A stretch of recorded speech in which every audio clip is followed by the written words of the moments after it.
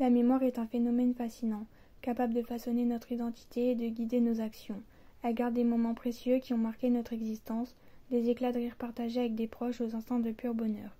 Chaque souvenir est comme une pierre précieuse, qui est gravée de l'émotion qui l'a fait naître.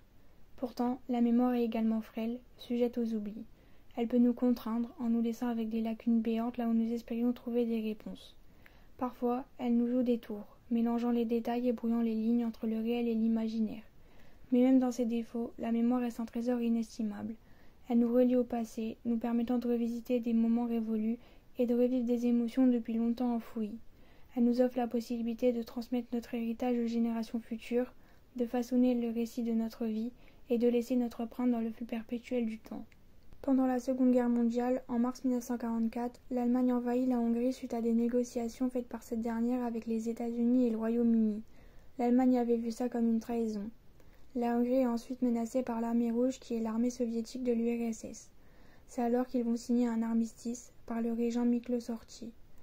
Le 13 février 1945, l'armée rouge s'attaque donc à Buda afin d'avoir la totalité de la capitale après avoir été déjà chef du côté de Pest. Ensuite, l'armée rouge occupa le pays dans sa totalité en influençant le pays notamment dans la politique avec la création de nombreux partis politiques communistes comme le Parti communiste hongrois ainsi que le Parti civique indépendant des petits propriétaires et des travailleurs agraires, notamment au pouvoir de la Première République de Hongrie fondée sur le marxisme-léninisme.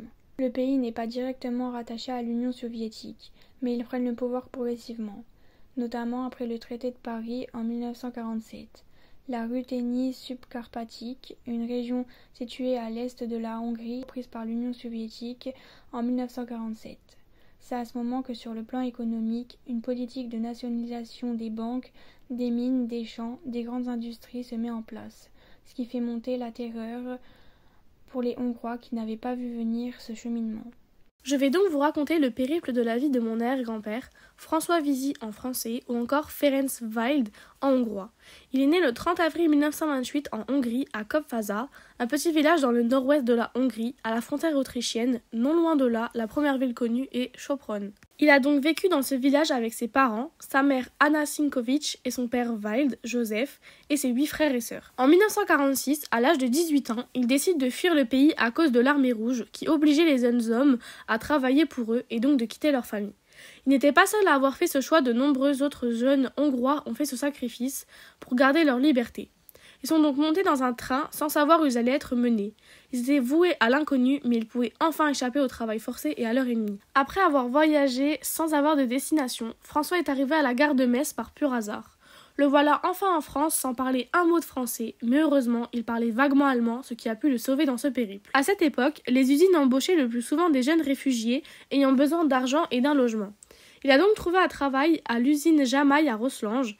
Ayant maintenant un travail, il lui manquait un logement. Heureusement, les usines avaient à l'époque des bâtiments appelés cantines, c'est donc des chambres souvent pour les réfugiés étrangers et pour les jeunes célibataires qui travaillaient en usine.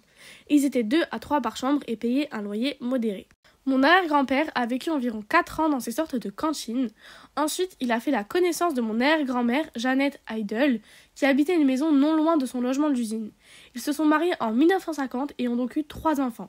Le premier, Roger, ensuite ma grand-mère Christiane, d'ailleurs sa famille hongroise l'appelait Christina, et le petit dernier est Jean-François. Il est aussi retourné en Hongrie au bout de 15 ans de vie en France. Il a enfin pu rendre visite à sa famille avec sa femme et ses enfants. Mon arrière-grand-père est malheureusement décédé le 23 janvier 2015 à l'âge de 87 ans, en ayant eu Parkinson, qui est une maladie qui entraîne des taux élevés d'invalidité, dont la perte des mémoires et nécessite de nombreux soins. Son cœur s'est arrêté un beau matin en rejoignant sa femme décédée le 29 novembre 1989 à l'âge de 60 ans suite à un cancer du poumon qui s'est généralisé. Merci de m'avoir raconté ton histoire, je t'aime.